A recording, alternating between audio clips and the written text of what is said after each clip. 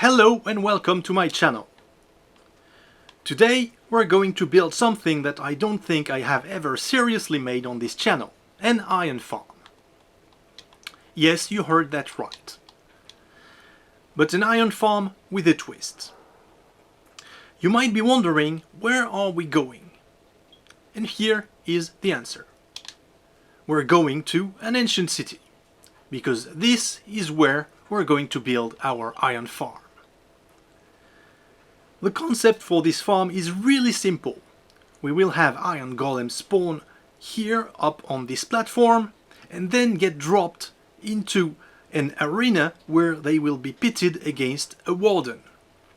Of course, the warden being much stronger, it will win most of the fights, producing for us all the precious iron that we covet. So, here is how it works. At the top, we have our iron farm.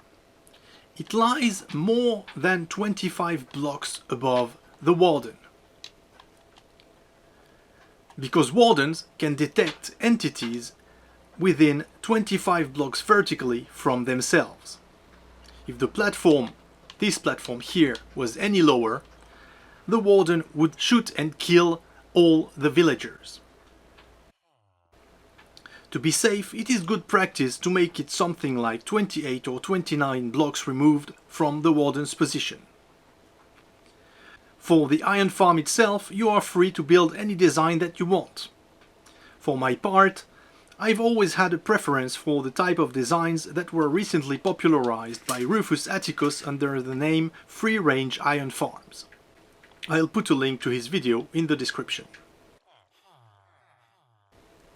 This one is a primitive example of such a farm. It has been my go-to design pretty much since iron farms switched to the most current spawning model. It is a solid working design that doesn't break. The build is very simple and basic. We have 20 bunk beds here in the center and 20 workstations around for our 20 villagers. In the middle we have a path here, which is made up of blocks that have a lower pathfinding cost than these blocks here, which are the blocks where our villagers will work. The reason for that is that this prevents villagers from bumping into each other around the job stations, which would lead them to delink. 3 blocks above the beds here we have our spawning platform. It extends laterally 8 blocks from the bed pillow that lies on the farthest end of the bunch.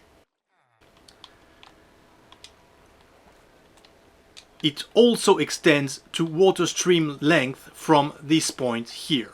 The number of spawning spots provided by this design should be far more than enough to ensure 100% iron golem spawn attempt success. The farm on its own produces up to 2 golems at any time. Since we're in an ancient city biome, it won't produce any cats. But there's a slight twist to it. Since we're using wardens to kill the golems, the kill time, which is crucial to iron farm rates, will be slower than typical design, and much slower than the ones that use a trident killer, such as lonely Minecrafters. Link in the description. So what can we do to counter this fact? Simply put, we'll add a dump village to receive the golems. By dump village, I mean a second stacked village around the same level as the arena's platform here, where the golems land.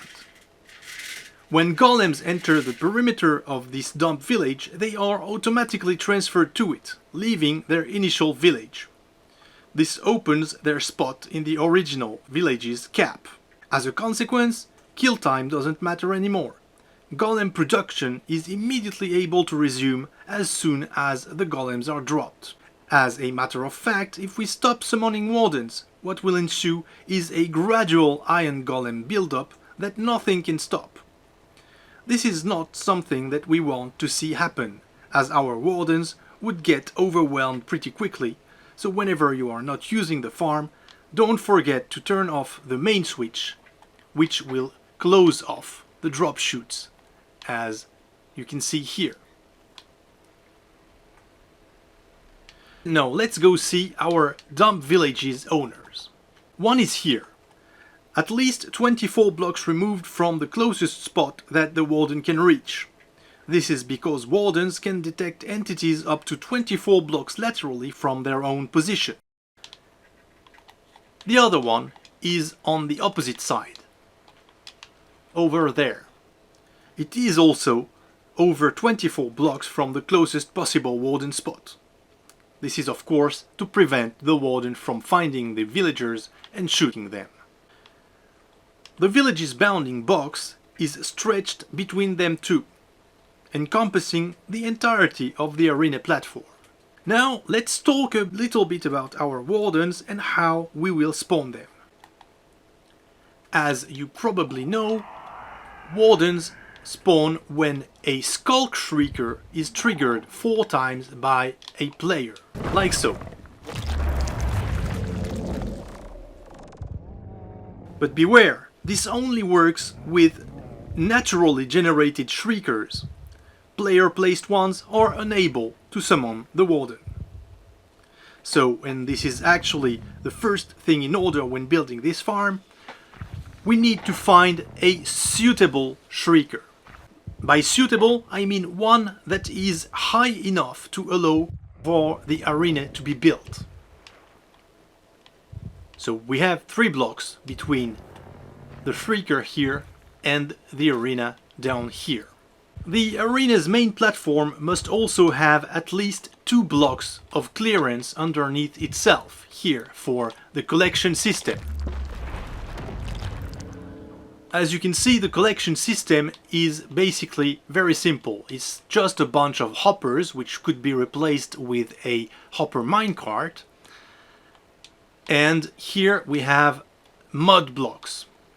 The buttons here should not be necessary in a regular farm built like this, because normally no other mobs but the warden can spawn in ancient cities. But here I was having general mobs spawning for some reason, so I had to use these buttons to prevent them from spawning.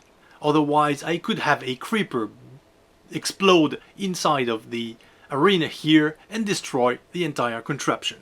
Now, the reason why we put this little platform here, 3x3 platform around the Shrieker here above the arena's platform, is that because according to my testing, if you have too much iron golem buildup, the iron golems can prevent the warden spawning sequence from completing successfully.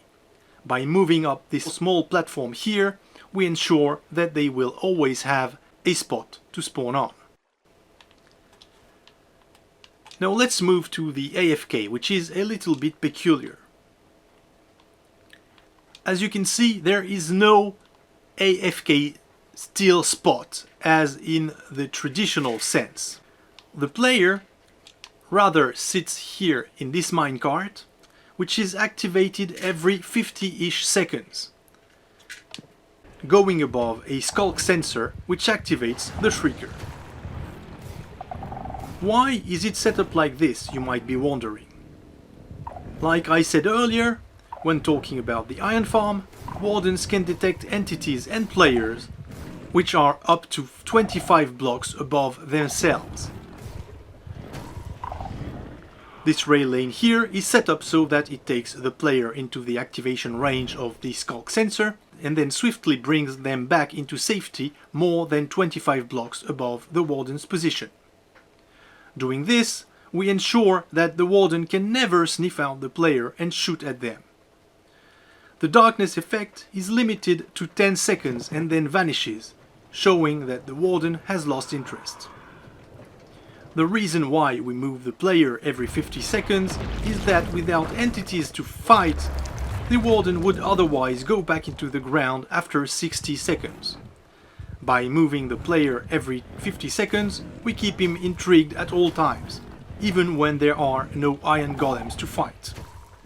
The 50 seconds back and forth also serves a second purpose, to trigger a new warden into spawning whenever the current one finally gets killed by the golems. It takes time, but it happens.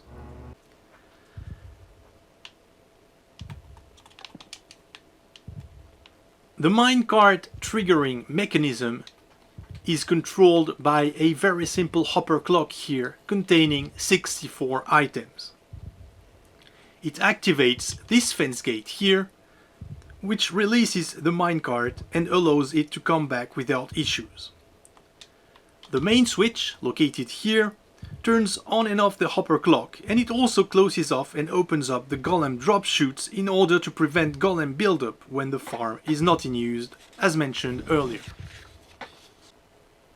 Let's see the farm working from a distant point for a while. For that we will use a second player here.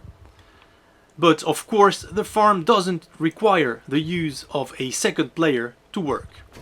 The rates for this farm are pretty much par for the course for a standard iron farm, measured at around 380 iron ingots per hour. This is in line with what is observed in most 20 villager farms.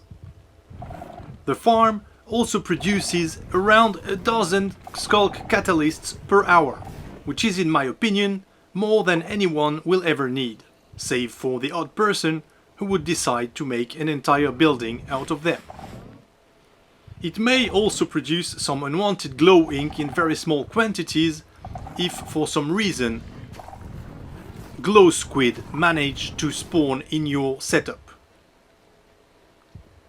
And I think this wraps it up for today. Of course, this is completely impractical, and I doubt anyone in their right mind would build it in their world. It would be far simpler to build a regular iron farm and be done with it. This farm was made for the fun and for the satisfaction of seeing the odd golem vanquishing the warden every once in a while.